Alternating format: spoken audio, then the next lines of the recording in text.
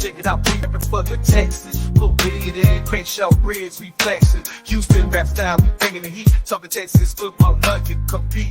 Got the best podcast, the loudest in the game. Wednesday nights, 8 p.m. Remember the name. We talking draft picks, we talking defense. We break it all down, no nonsense. H-Town, Victor, my show live on the mic. Talking Texas football every Wednesday night. With special guests dropping knowledge, taking the stage. Holding it in Crenshaw Briggs, be holding it down in the H-Town, wiping it down. Talking touchdowns in H-Town. Houston culture, we holding it down. Talking news and rumors, keeping it real. No filter, we got the Texans appeal. In the Lone Star City, we're living it up. Talking all things Texas, we can't get enough. From the football field to the concrete jungle, we're repping H-Town. Ain't nothing humble, bitch. Yo, and welcome back to the Texans Fan Battle Podcast, brought to you by Fan Battle Sports. I'm your host tonight, Matthew Briggs, and as always, I got my ride or dies, but right now let me introduce our special guest. We got Mr. Carlos from a great podcast called Just Fans. What's going on, brother? Hey, man, thank you guys for having me on. I appreciate it. It's always a blast whenever either you guys are on our show or we're just doing a collab, man. I'm glad that you guys invited me here, and, let's have a great show, man. Appreciate y'all. Always great time when Texans content creators can jump on together, right? Oh, yeah, definitely. It's always great to talk. Always. And I got one of my ride or dies, one of my Fantastic Four. I got Mr. Kenneth himself. What's up, brother? Nothing much, man. What's up, y'all? What's up, Texans Nation? Hope everybody feeling good, man. And sadly, we did not have Bo and Crenshaw. They are working away. And before we get started, I do want to say happy Juneteenth to everybody out there. One of the holidays I don't think they get celebrated enough. I think it's just kind of just slept on, which is kind of disrespectful in my opinion. But hey, I'm just one guy. But yeah, it matters, especially from here to the podcast. So happy Juneteenth. It means a lot, the meaning of it. So, well, fellas, let's get here what we're talking to. Let's just talk some Texans. Let's just shoot the shit and relax and let's unload. Kenneth, what you want to talk about anything with Carlos about the Texans? Sheesh, man. Honestly, I'm very, very, very, very looking forward to training camp. Can't wait for these tickets tomorrow to come out, man. I'm gonna get as many as I can. So looking forward to that, just to, see the action in practice. You know what I'm saying? It's always fun to see them practice, especially this training camp. It's going to be very, very exciting. We have all this talent. It's going to be fun to see the competition, see them competing out there, getting after it, man. I'm just very excited for that. Looking forward to that for sure. Yeah, Carlos, what are you excited to see about this training camp, man? What's your opinion? I want to see, obviously, when you're in training camp, you don't get to see the whole thing, but you get little glimpses of, hey, what's probably something else that might be different in Bobby Slowick's playbook this year. And I'm excited for that. I got to agree with Kenneth over there. That training camp is just, I'm waiting for it. I'm waiting for these tickets to come out tomorrow, like he said. And honestly, I want to see what they got, what they can develop. What has Bobby Slowick worked on? What have these guys worked on? I want to see some of that Stephon, CJ Stroud connection. I want to see some Tank Dell connection. I want to see what I'm most excited about is this receiving core. I want to see those connections, that chemistry that they have going on, how they develop it. And obviously I want to see, those guys out there just having a great time because, a confident team is does a lot of things. And I'm really looking forward to it. And as you've seen this offseason, CJ Stroud has been on different shows, different platforms, just being as confident as a quarterback as he can be, and that's what I'm looking for. I want to see what CJ Stroud, Bobby Slowick, DeMeco Ryans have up their sleeve. That's what I'm looking forward to. And what I want to see is Kenyon Green gets too much hate. Yes, I get why. Like he had a rough rookie year. There's Mhm. some look like he was solid, and there's a lot of glimpses that you look like straight dog poo. And then of course he gets hurt. But we've been Nico Collins, right? Last year, nobody thought Nico Collins. Hell, Kenneth was ready for him to get here. He was gone after training camp last year, and then look what he did. He went out there, he balled out. So I same thing, Kenyon Green. That has hating on Kenyon Green. Like if he does come back and produces, guess what? That's one less position we have to worry about. That's one less thing we have to focus on later on. And also, if the guard spot's good, you know what else is good? The running game. That's what I want to see. I Mm-hmm. want to see the running game. That's I good. know. Mm-hmm. I know the passing games. I know the passing game is elite. Like it's. I've been saying it, and I'm going to keep saying it. Kenneth's been agreeing with me. This is CJ MVP year. This is where he's going to. Everybody like what's that clown there? Pro football talk. Mike Florio. This Oh, is this is where CJ Stroud shuts him up. yeah. He talks too much. Those guys see it. Okay, well, he's going to tell you why he talks too Mm-hmm. much. 1,050 touchdowns this year. Like he's going to show you. Okay, to me, like you said, Carlos, uh, Stephon Diggs adding to CJ Stroud is like adding Randy Moss to Tom Brady. It's Mhm. just a recipe of success. And then Yeah. again, who if you double Stephon, who's going to double Nico? Who's going to double Tank? And Yeah. then you got Dalton Schultz coming up the middle at the tight end spot. Like, dude, it's a cheat code. Yeah. I don't see a way of beating this Texans offense, and that might be the homer in me, but who cares? I'm all right with it. No, I mean it's just I think it's being aware of the situation. I think the Texans what they did this offseason, they really, you know, the thing so lately in our podcast and just fans we've been having like a lot of Texans content creators come on and you guys were one of them as well that we invited on and I always ask the question because I want to hear in case anybody has something different to say and everybody from you guys to who we've invited last this past week we had Harley Dugan from the lead um we we all hear the same thing. I always ask them, "Do you see any sense of regression in CJ Stroud this year, just because there's more film on him and everything?" And I already know my answer, but I want to hear. I want to see if anybody else says anything different. And everybody says the same thing, and I agree with them. I don't see CJ regressing this year, even though it's a second year, or having a sophomore slump for the sole reason that look at what the Texans did this season for him. They added so many weapons for him to literally just turn, pick, and choose and throw the ball. You brought up a great point there, Briggs, or Chef Briggs, as I should call you now. I saw your video about the thing coming up. Awesome. Well, Yes, I'm sir. definitely going to watch that. Um, I honestly they added so many weapons to him that it's almost like a pick and choose. Who do I throw to? You have Joe Mixon who can catch the ball. That's another receiver open. Like you said, you have a triple threat, if you will, of receivers that can easily each go for 1,000 yards. Not easy. I don't say easily, but they can go for 1,000 yards each, hypothetically speaking. Um, also, obviously Dalton Schultz, and you've added Kate Stover, which I think this rookie is going to be pretty decent as well. I mean, you have now like a two tight end duo, a tandem, if you will. The Texans. When's the last time the Texans actually had a two tight end duo? I can't recall that. Besides what Owen Daniels, Garrett Graham, if anything, it's been a while.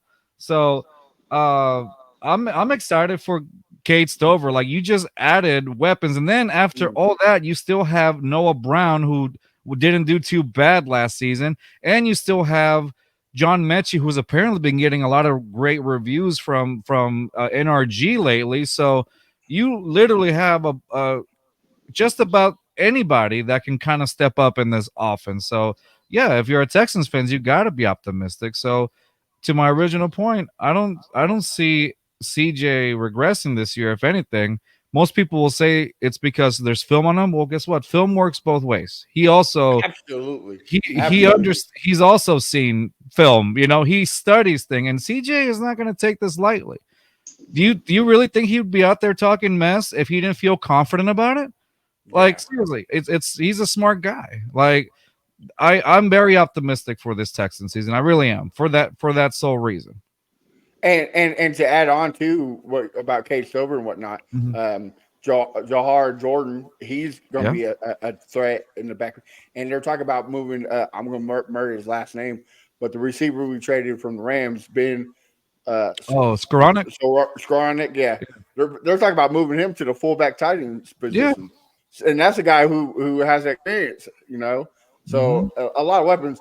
And uh, Kenneth, I think he mentioned this last week, right?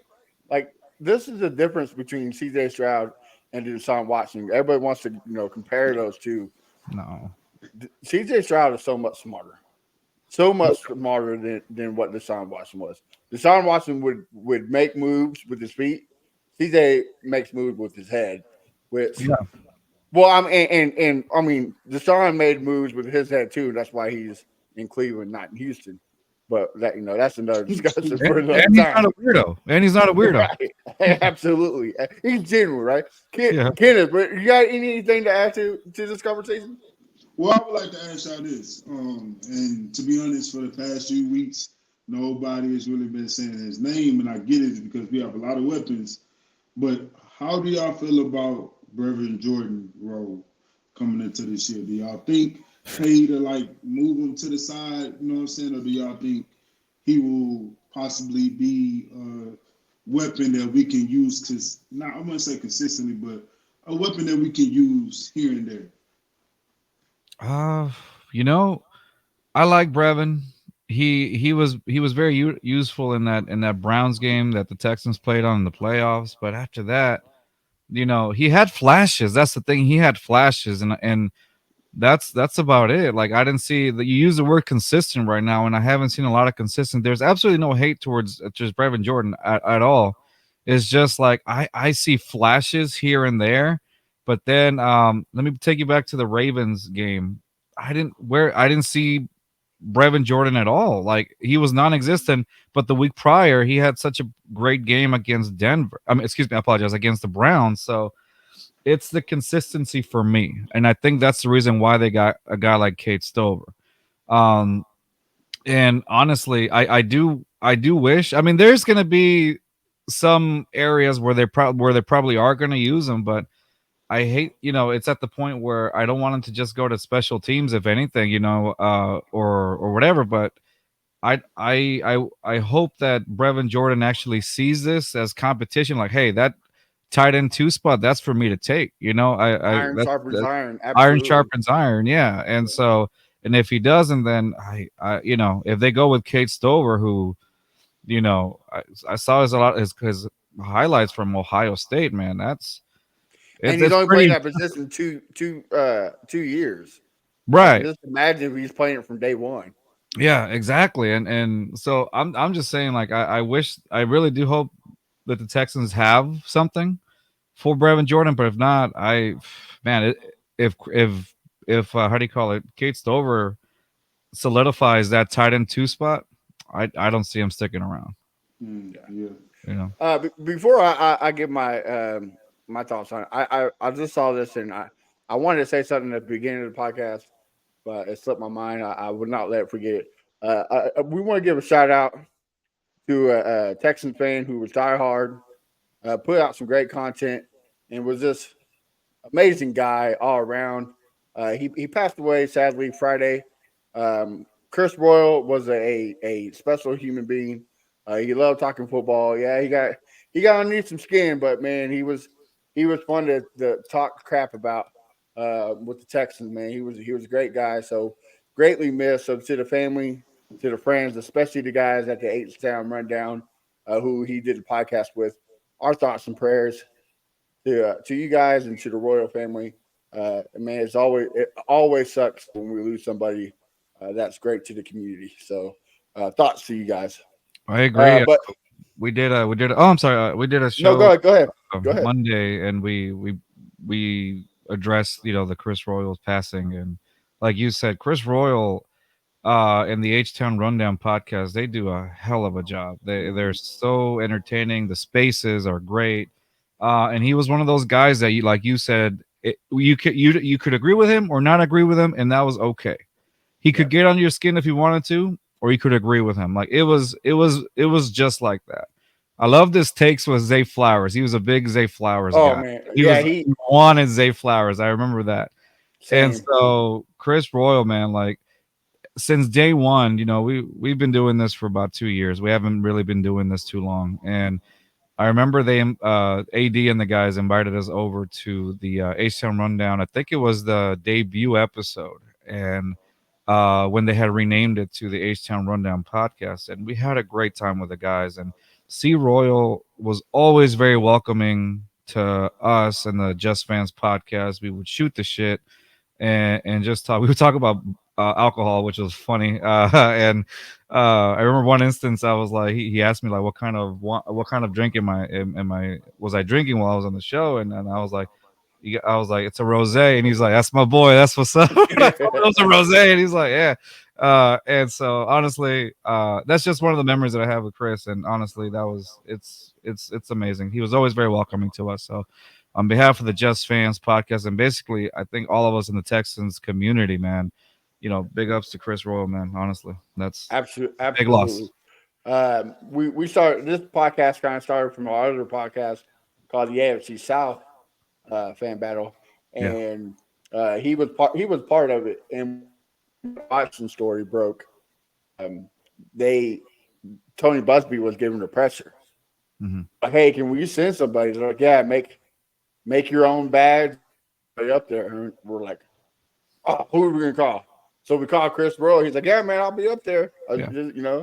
So we had him run to a Kinko's and print off this jinky badge that we made in like 5 minutes. And he went up there and he asked the question about if the Texans knew anything about it. And uh, Chris Rowe was always down to help anybody out. That's one thing I Yeah. loved about him. He was very caring, loyal, just like in his name, he was loyal and royal, man. He was a great dude. Definitely gonna be missed. But Oh, 100%. yeah, you got any stories, Kenneth, about Chris? I actually never got the chance to meet him, but I definitely been on his faces, and it was always fun with all the guys, AD, Chris, Barnett, all of them, man, and it shook me, man, when I heard it. I was like, dang, man, it's definitely sad. It's always sad when we lose someone. Yeah. You know what I'm saying, in the community, and he's one of the guys in the Texas community that pretty much every Texas fan know, man. So that was definitely a sad thing to hear, but thoughts and prayers out to the family. And man, Absolutely. I'm really praying for y'all, man, to stay strong and know Yeah, that. and And with Jahar Jordan making a shout out on his Oh, that was Twitter, nice. he deserves a lifetime Good. contract, bro. Like, hmm yeah. But I'm sorry, I didn't mean to interrupt you. What were you gonna say, Kenneth? No, I was just gonna say, like, I know this time is gonna be rough for the family and friends, but I just pray that y'all stay strong and what I'm saying, stay focused on God and keep Him first, and I pray that He'll bring Absolutely. you through all Definitely. the problems. And, Yeah, and y'all want to send donations. I know AD and H Town Rundown have that information. So if you feel generous, please reach out. Us at the Fan Battle, we're definitely making a donation because Yeah. every family needs it. But Yeah. back to what Chris Will loved, the Texans. On that Brevin Jordan talk, I saw an interesting stat that was crazy to me. Yeah. So every time Brevin Jordan was in on third down, he was 5 for 6, 121 yards, and a touchdown. Wow. I know most of those yards came from that one touchdown with the Browns because that was on third down. Hmm. But the dude's golden on third down. So you might see him on like a third down conversion, play type. But this is what I love about Nick Casario. The like everybody's hating on the Blake Fisher pick. I love it because if somebody gets hurt, boom, Mm-hmm. we're fixed. We're good. We're not having Charlie Heck out there. We're not having some guy off the street. Yeah. We're having a solid guy who can play both sides. Now we also got same thing with Brevin Jordan. Case over, Dalton Schultz gets hurt. We got a guy who can come in and play and won't miss a beat. Before we go on, here is his information for the donation if you like to uh, send that donation. But yeah, that's a good question, Kenneth. I think he's a solid piece. I think they'll keep him around just for injury's sake. But Yeah. here's my question to both of you fellas: who's going to get cut out of this wide receiver room? Because you can't keep 20 of them. Mm. Yeah. I'm thinking, of course, as Texas Nation, we are thinking Robert Woods. Yeah. Um, but at the same time, who knows? Like I really think it all depends on how these guys compete in training camp and in the preseason. It really all depends on that. Like at the end of the day, not just with the wide receiver room, but with every other position, the tight end room, the tackles, the line. Of course, running backs not so deep, but we still have some guys. Then also at the cornerbacks position, safety position, linebackers. Like at the end of the day, this whole team, you got a lot of guys, and you hoping for competing. Like every day, compete, because at the end of the day, that's the way to win the championship.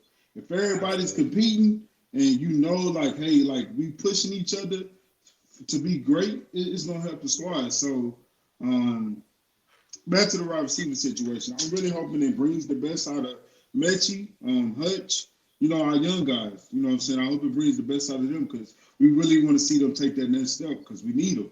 And I know we got Tank Dell, Diggs, Nico, Noah Brown, but we need them young guys. Hutch, Mechie, we need them young guys because at the end of the day, their name might be called, and we're going to need them to step up.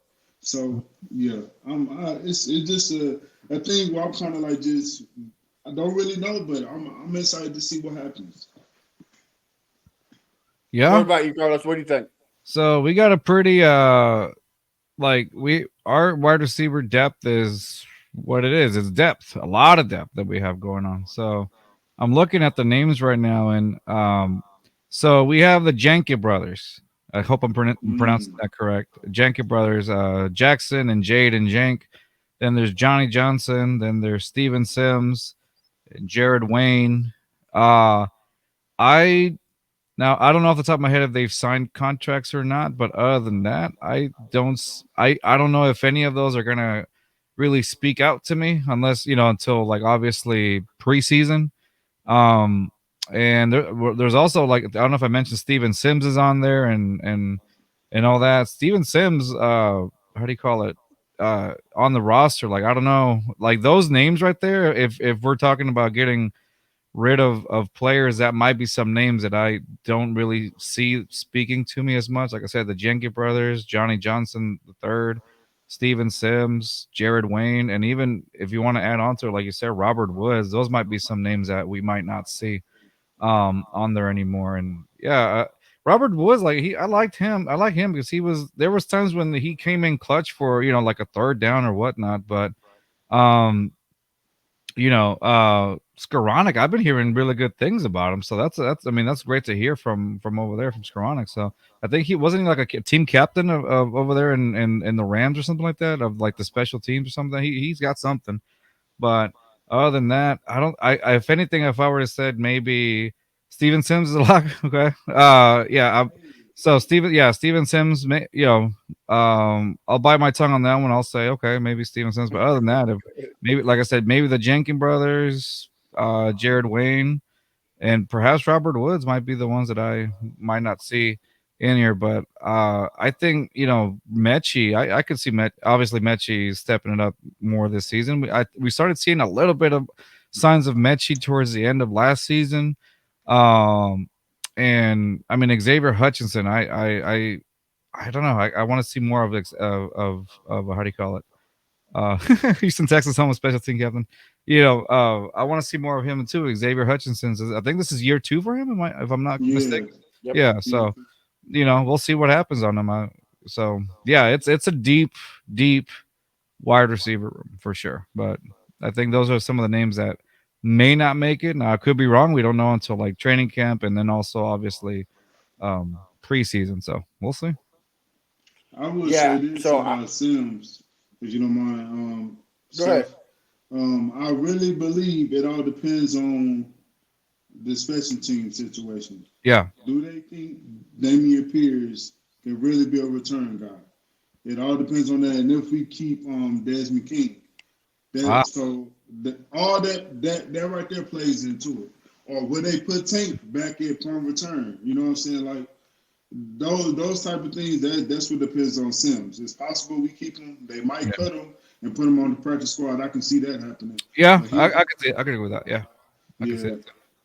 Yeah, that's what I was gonna say. I think they moved Skoranek to like the fullback position, so Mhm. that way they can move him to tight end, receiver, or whatever. So that way, it don't take a spot. I think the other two fullbacks are gone, but Jahar Jordan takes a lot of snaps at special teams.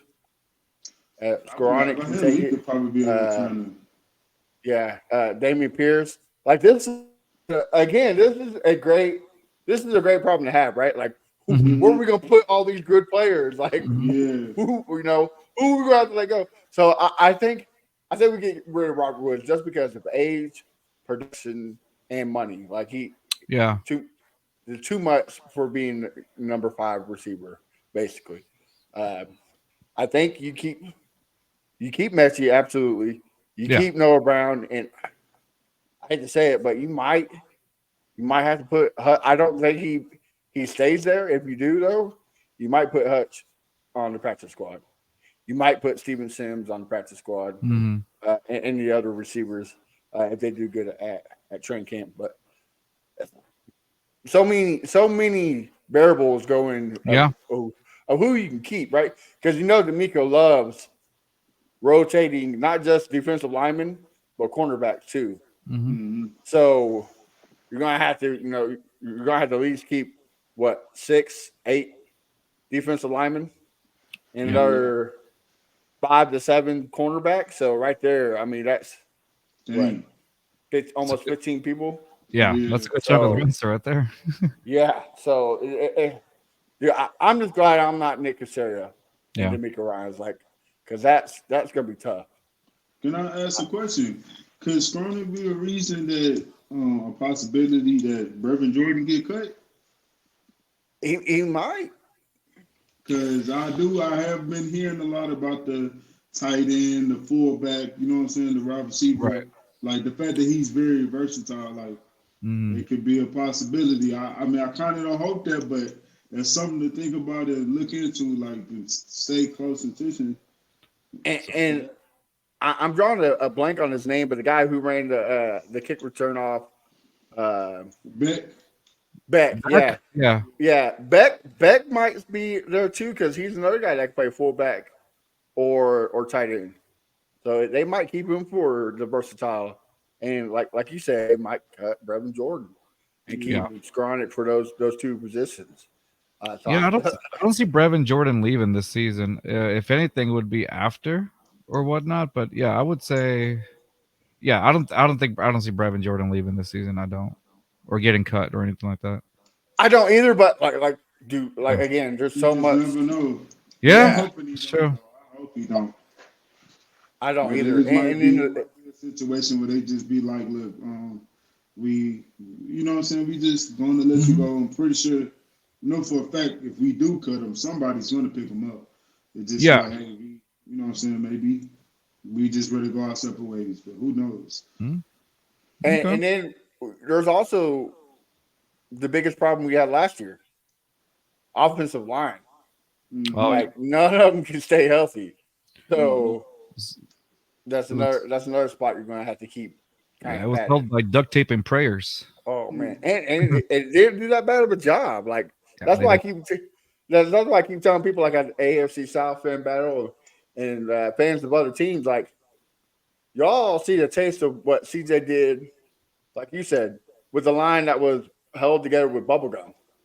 Yeah. This way, when he gets a solidified line that's healthy and has guys that know, okay, we know the system now. We know the zone blocking. We know what to do.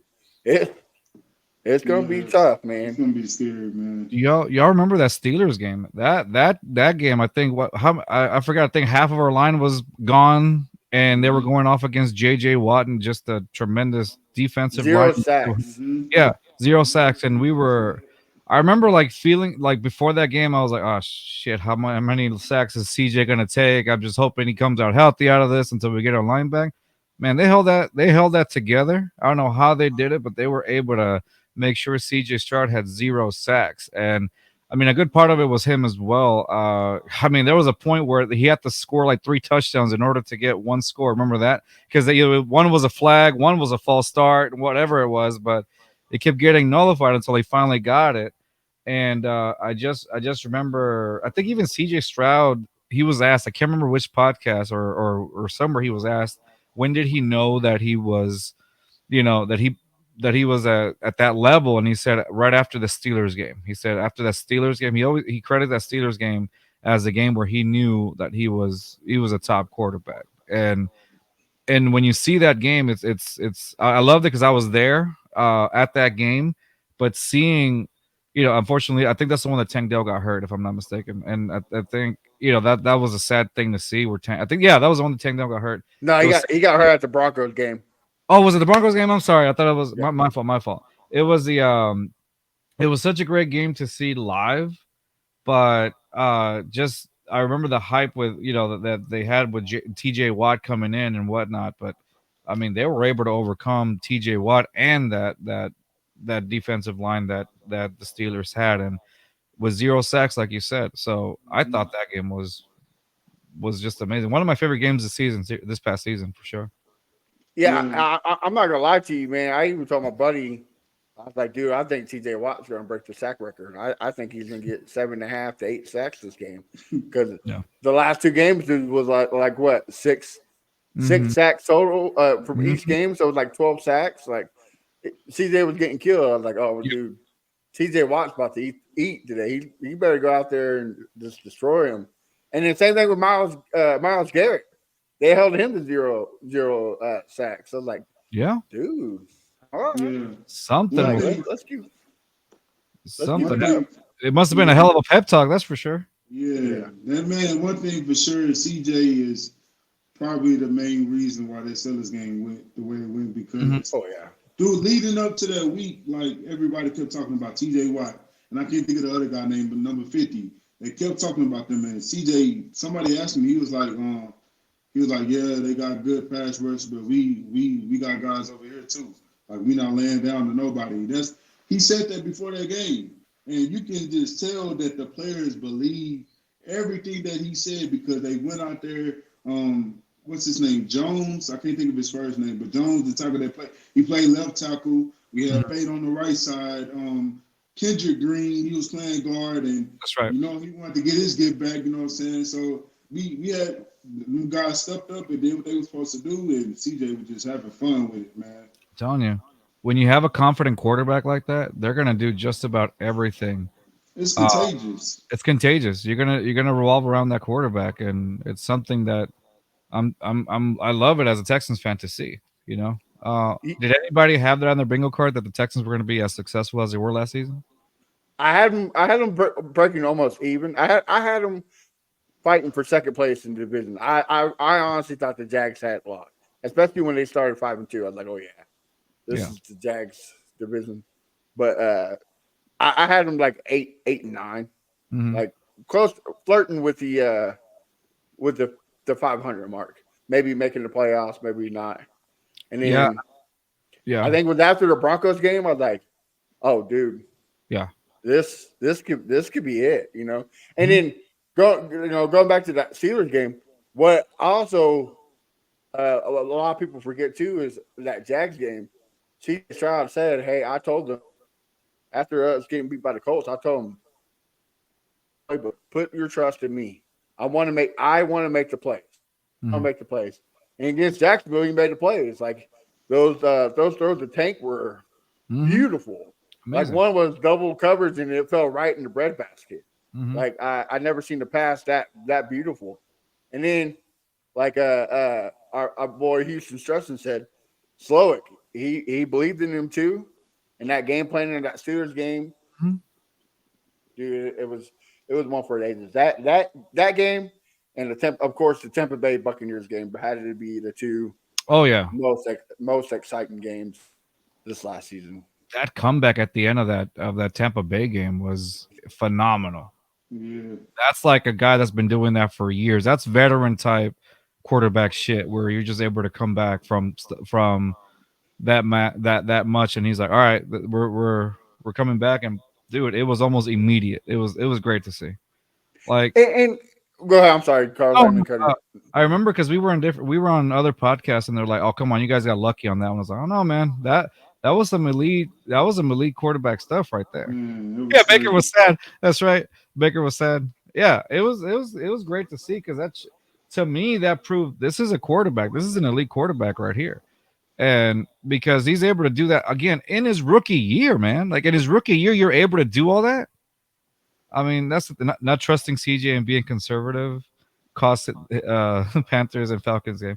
Yeah, I actually thank you for bringing that up. I was gonna ask you guys, like, you know, like it seemed like last season the Texans, they won amazing games, but then there were those games that people call them trap games, or whatever.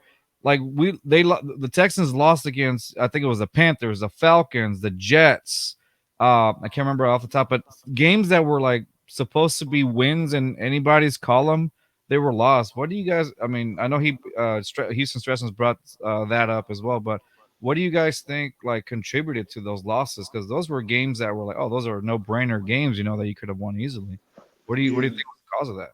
I would say just like what he just said, conservative. Like I don't know. I guess they were just trying to do enough to win and not just do what we need to do to make sure the win is secure. You know what I'm saying? Like I felt like the offense, it was some question marks.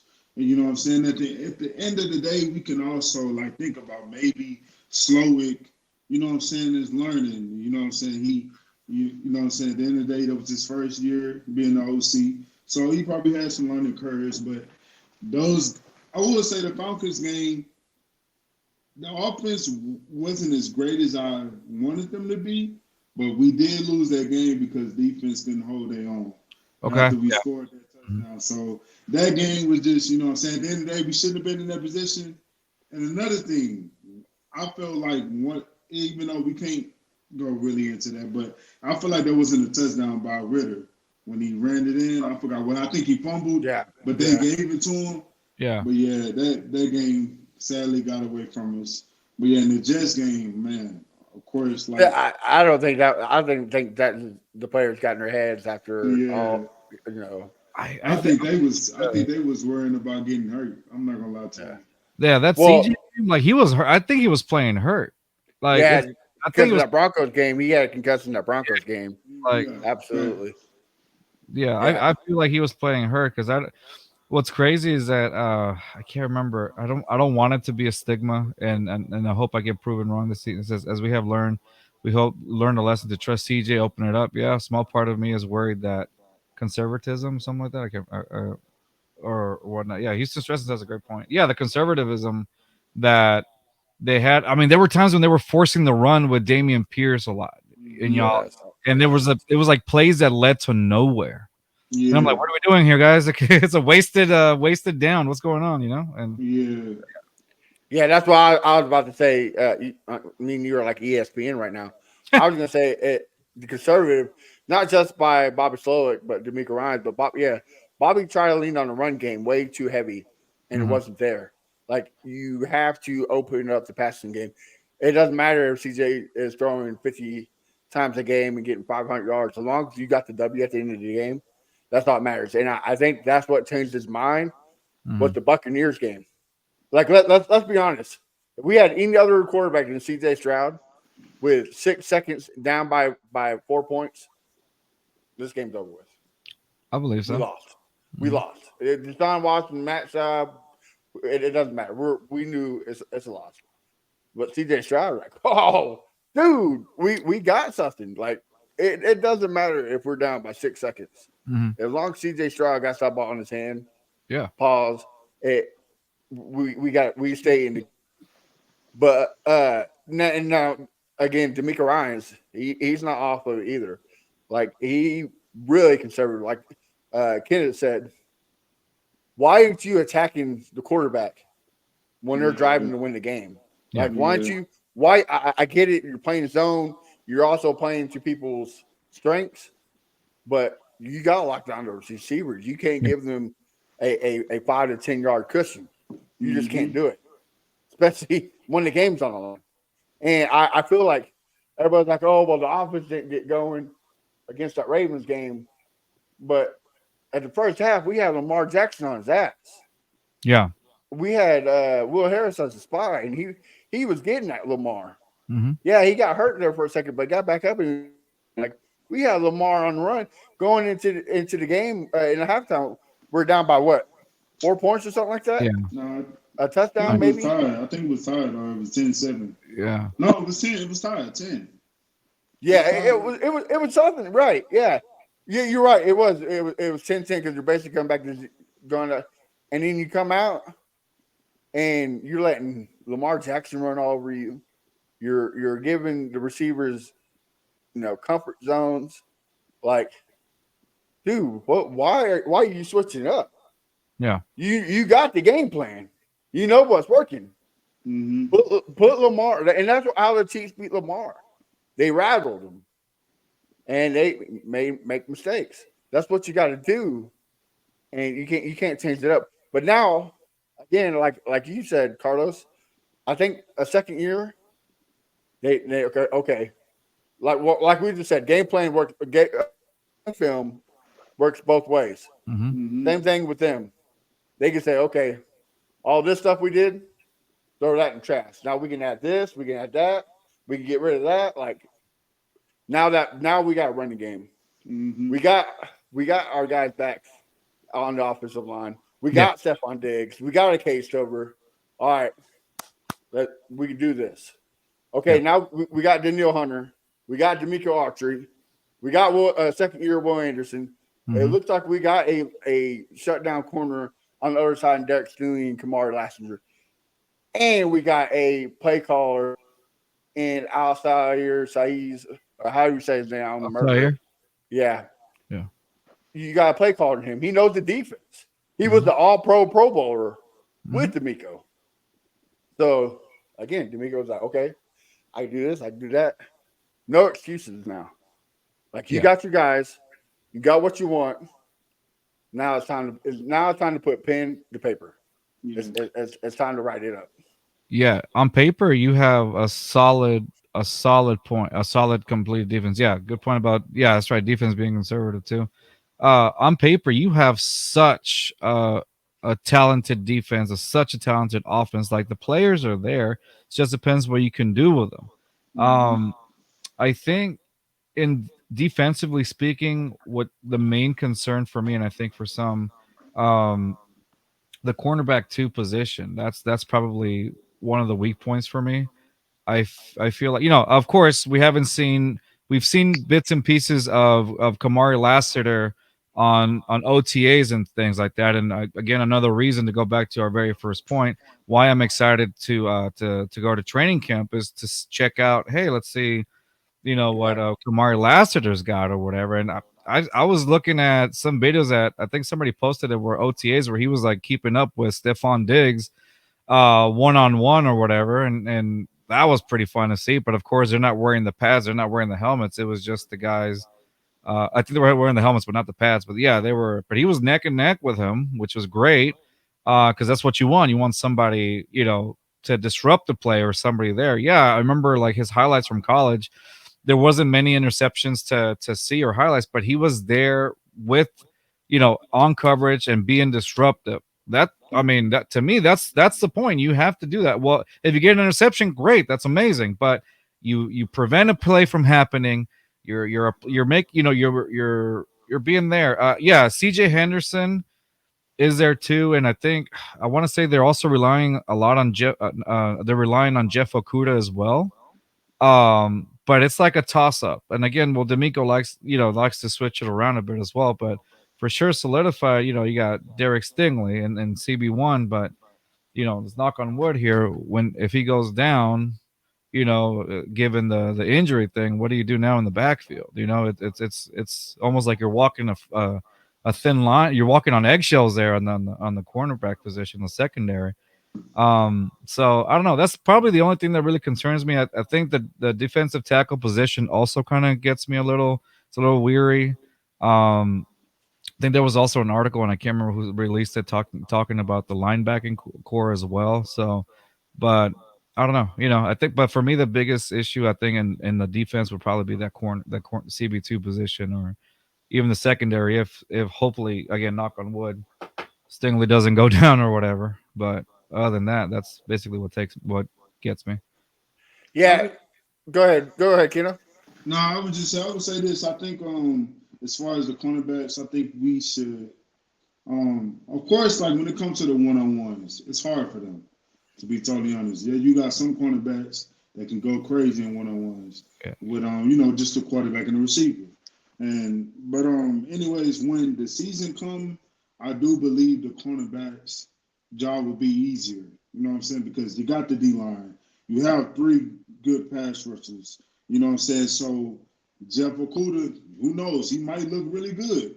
CJ Henderson, who knows? He might look really good, but at the same time, I see what you're saying. It's kind of like where's the plan B type thing. Right. Where's plan B? You know what I'm saying? We don't want to get into that situation and it's like, oh, dang, we was hoping for this, but now what can we do? And to be totally honest, who knows? They might try to trade for a cornerback. If that does happen, it's possible that happen. And we're going to be buyers at trade deadline. So yeah, so one guy that I really do want on this team, I know it might be hard because of the money situation, but Marshawn Lattimore, I will love him on the opposite side of Stingley.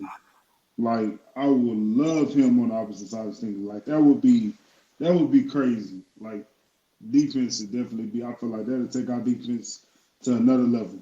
Yeah. And like Justin's saying, a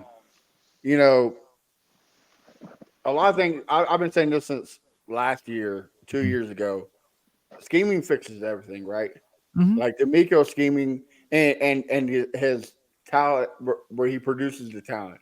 Like we all seen that clip of the Browns game where you tell Christian Harris, "Man, you're right there. If you just take a couple steps back, turn around, that ball is going to be right there. Just turn around and get it." And of course, we know what happens. Yeah. Takes it to the house. So now we finally got great coaching to help those guys grow. And then, and Kennedy kind of touched on it. We finally got something like we got a glimpse of it in the past with JJ Watt. Yeah. But we never had where we had three guys who are potential to have 10 plus sacks. Yeah. Like each three of these guys can have 10 plus sacks easily. Mm-hmm. Danielle Hunter's have been in the talks for Defensive Player of the Year last year. Mm-hmm. Why he wasn't baffles me. And then you got on the other side, you got Will Anderson, who was getting double coverage all year last year, and he was winning. Yeah. Like I don't know how he wasn't getting the hold calls. I guess Houston's not there yet and gets the favors. Right. Hopefully we get there one day. But that should be this year. Right. But like we said earlier about the three-headed monster on the offense, let's talk about the three-headed monster on the defense. Who's going to double team each guy? Mm-hmm. Like you double team Anderson, Hunter's lose. You double team Hunter, Anderson lose. You double team both, the Archer's going to eat the middle. Mm-hmm. Yeah, and then let's not forget what D'Amico loved last year. Let's send King on a blitz. Mm-hmm. Let's get a sack from the cornerback. Like D'Amico D'Amico is going to help these guys a lot with the scheme and the pass rush. Like to me, I think that's the quarterbacks aren't going to have no time to throw. Yeah. I think it's getting slept on. Everybody's worried about the run game. We're top 8 last year, and to me, I just think we got better as at Yeah. adding For sure. outside here. So like, why would it go down? You know what I mean? So I think this is the first time, in my opinion, on both sides of the field where we can finish top 10 on both sides. Top 10 offense, top 10 defense. Is this on paper? This is probably the most talented roster we've seen at a lot of key positions. Hmm. But what puts them over the top is coaching. Yeah. D'Amico Ryans, Bobby Slowick, Matt Burke, the defensive coaches, like, and then Frank Ross. Frank Ross is a Special teams special genius. teams god, right? Yeah, like dude, coaching staff's getting slept on. There's a reason why a lot of these guys are getting interviews for other jobs. Hmm. So I'm scared for next year. I think Dry Johnson's gone. I think Bobby Slowick's gone. I think a lot of these guys are going to get positions on other teams. So hopefully, Oh yeah. D'Amico can grow coaches like he grows players because it's going to be tough. Yeah, it's gonna be tough. I mean, the good thing about it is that Shanahan tree is pretty deep, Mm-hmm. and so I feel like there's coaches around, so I'm hoping that stays true. Um, Coaching does play a big factor, just like Houston Stresson said. Yes, you have your defensive line that'll make the job easier on the corners, just like Kenneth said earlier. Um, and like you said also, Briggs, you double team Will Anderson Jr. Well, you got Daniil Hunter. You double team Daniil, you got Will Anderson. Then you got D'Amico Autry, and then also you never know who's also looking ahead at the quarterback. Could be one of your speedy linebackers. Could be Desmond King lurking around. It could be just about anyone. And pressure's on the quarterbacks. Honestly, pressure on the quarterbacks. And then I like what you said about the scheme as well. One guy that I always bring up with the coaching last season that we don't have anymore, but the Texans helped him get that contract, Blake Cashman. Blake Cashman was the Jets. I remember when the Texans got him, the Jets fans were completely like, thank God somebody took him. Thank God he's no longer on a roster. And then he was a pretty big part in our defense last season. Mm-hmm. And now, unfortunately, he's not here anymore, but I understand why. And so definitely the coaching, I think, made him what he was and a fresh start. You don't know if, and we don't know if that's going to be the same thing for Jeff Okuda or CJ Henderson or these guys that are coming over from other teams. It might actually come to be beneficial for the Texans. You never know. So I'm excited. Like you said, it's even. I feel like the how do you call it? As long as the guys can stay healthy, I think it's going to be pretty well balanced on offense and defense. I think you have guys that are playmakers in both on the defense and in the offense, definitely, of course. So, I look forward to that for sure. It's something that if you're a Texans fan now, you should have a great amount of optimism for your team this This, upcoming season. this would be the first time where you're like, look, it's a Super Bowl or bust. Like this is the time. Like we got all the pieces. CJ Stroud on a rookie contract. Like this is the time. Mhm. Well, fellas, we're getting close to time being up. But before we do, Carlos, let me get. We ask everybody, so I want to get your opinion. What Sure. is your hot take of the season? It could be like anything from winning the Super Bowl, CJ Stroud, MVP. What is your hot take, the Houston Texans? And it could be more than one. What you Sure. got, brother? My hot take this season, and obviously hot takes are just our own opinion, and I hope I'm right on this one. D'Amico Ryans mentioned a 1-2 punch with Damian Pierce and Joe Mixon. And when I heard that, I immediately thought of 2011 Aaron Foster, Ben Tate. Aaron Foster being that fluid running back. Of course, we were spoiled with Aaron Foster.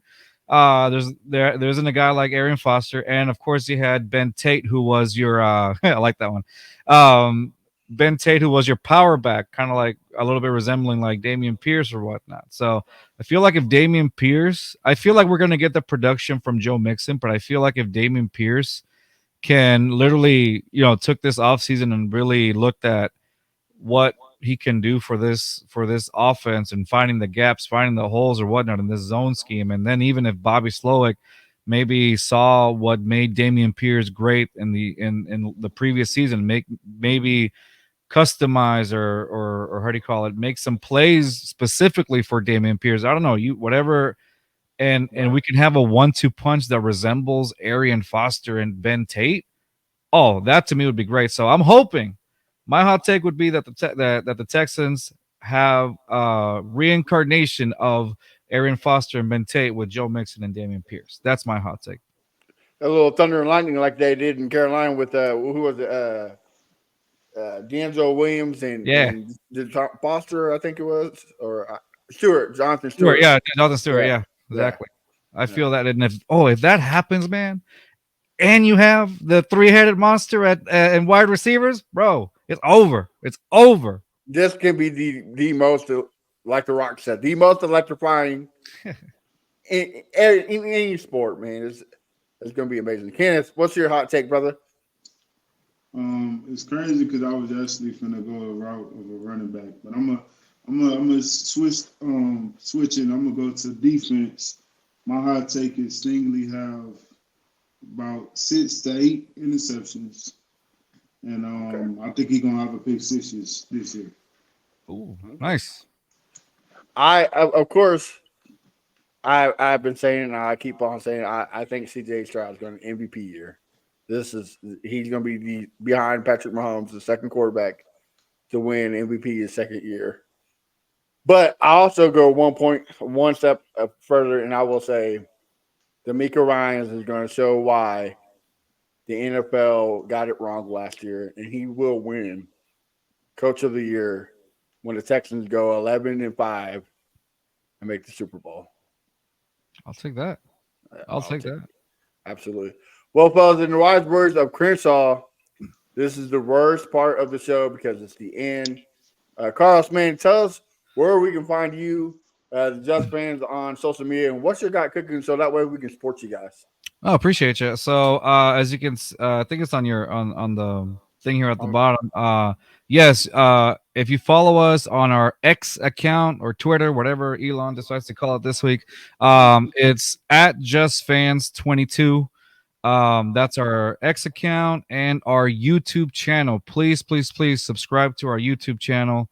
The more the more subscribers we have, yeah, just like that on our YouTube channel, the more subscribers we have, I feel like the more it motivates everybody to create the best content that they can. We've been lucky to have great guests. Thanks to you guys, we've had John McClain. Next week, actually, especially in the comment section right there, we're going to have Houston Stressens on our Monday show at 8 p.m. Central Standard Time. We'll be dishing it out just like we did here and just talking some Texans as we do. And then of course, on our Instagram account at Just Fans Pod. Follow us up, and we do have another show that I want to promote on this, where we get a little bit more analytical, a little bit more professional, because it is for a podcasting network. It's called Bring on the Blitz podcast, and it's the off the top of my head, I think it's B Blitz Pod on. Give me 1 second on X. B Blitz. Hold on. I should totally remember this, but I'm obviously very busy. B Blitz Pod, and just follow us up. It's just us. Yeah, B Blitz Pod. It's just us again, but a little bit more professional for our Esquina podcast company, which is a company dedicated to uplifting Latino voices. So check us out there, man. It's a Awesome. great company to have, a great company to be part of. And yours truly will be starting to release. I'm dipping my feet in the article writing. So I have a Damian Pierce article coming up that mentions the whole 1-2 punch thing. And I'm excited for it because I'm trying to gain some credibility here as well for our podcast and stuff like that. But thanks to you guys for having us on, man. And we honestly, we appreciate you. I know, I mean, we appreciate you, and we'll always continue to support you, man. Y'all guys got some great work growing. So keep it up. Kenneth, what about you, brother? Y'all can follow me on Instagram and YouTube at Kenneth the Messenger, and on Twitter, Messenger_Keno. And as always, y'all keep team support Texas Fan Vital podcast, and also all these Texans podcasts, just fans, all the guys, man. At the end of the day, we're gonna support each other because we got the same goal. We support the same team. It's no how do I say it? We don't have to beef for none of that stuff like that, man. You know what I'm saying? We're not Kendrick and Drake out here. Like we, you know what I'm saying? We're a family, man. And This is the beauty of it. This is Houston Texans fans at their best. You know, this is it right here. All of us different backgrounds, and we all come together for one sole purpose, and it's our Houston Texans right here, man. Yes, I think this is beautiful. Yes, sir. Absolutely.